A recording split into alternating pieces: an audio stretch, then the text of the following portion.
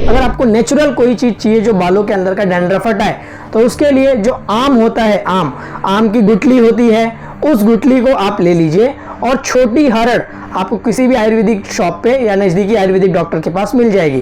तो छोटी हरड़ और आम की जो गुठली है उसके अंदर की जो मज्जा होती है उसे समान मात्रा में लेकर पीस लीजिए और पीस के इसको दूध में मिलाकर एक पेस्ट बना लो। अब इस पेस्ट से अगर आप बालों को धोते हैं तो यह डैंड्रफ के लिए सबसे कमाल की दवा है, एकदम सस्ती और लगभग फ्री की ही दवा है जो आसानी से आपको कहीं भी मिल जाएगी।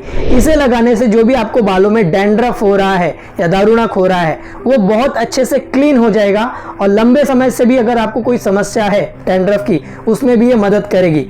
तो हुई ना वो कहावत, आम के आम और गुठलियों के दाम। नंबर 2, अगर आपको ये प्रयोग नहीं जम रहा है, खसखस आसानी से कहीं भी मिल जाती है। इस खसखस को लाके दूध के अंदर घस के आपको बालों पे लगाना चाहिए। ऐसा आयुर्वेद में लिखा है कि ये प्रयोग 21 डेज 21 दिनों तक अगर कंटिन्यू किया जाए तो खराब से खराब भी अगर आपको डैंड्रफ हुआ है सिर में तो वो डैंड्रफ आपके शरीर से निकल जाएगा। नंबर 3, अगर आपको ये दोनों ऑप्शन अच्छे नहीं लगे और इससे भी कुछ आसान चीज चाहिए तो आपके घर पे एलोवेरा तो लगा ही होगा।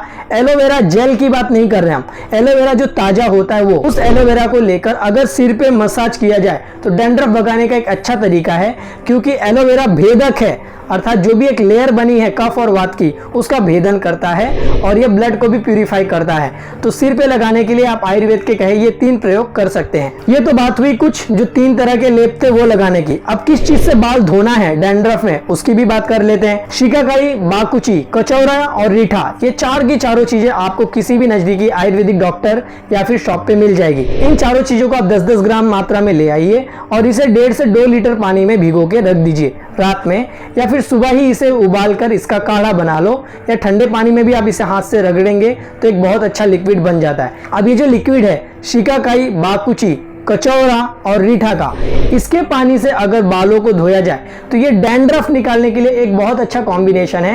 ये बालों को भी क्लीन करने में मदद करेगा और डैंड्रफ के कारण अगर आपको बहुत ज़्यादा हेयर फॉल हो रहा है तो उसमें ये एक नेचुरल और सभी के लिए सूटेबल फॉर्मूला है जो इसका प्रयोग कर सकते हैं। अब बात करते हैं इंटरनल चीज़ों की जो आप क्या क्या यूज़ कर सकते हैं। तो बेल का फल एक सबसे अच्छी दवा है, ये कफ को कम करता है, ये वात को कम करता है और खून को भी साफ करता है।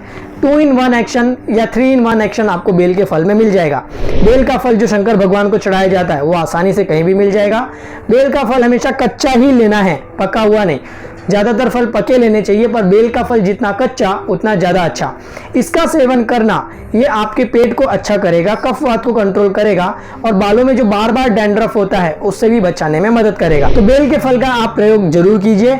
ऐसे ही जितनी भी कड़वी चीज़ें हैं उसका अगर घी के साथ प्रयोग किया जाए तो वो भी बालों के लिए बहुत अच्छा टॉनिक और डैंड्रफ को खत्म करने में मदद करती है। जैसे कि मेथी को घी के साथ खाना, या फिर गिलोय के पाउडर को घी के साथ खाना खाते समय खाना, या फिर छाछ ही पी रहे हैं तो उसके पहले आधा चम्मच गिलोय का पाउडर खा लेना और फिर छाछ पीना।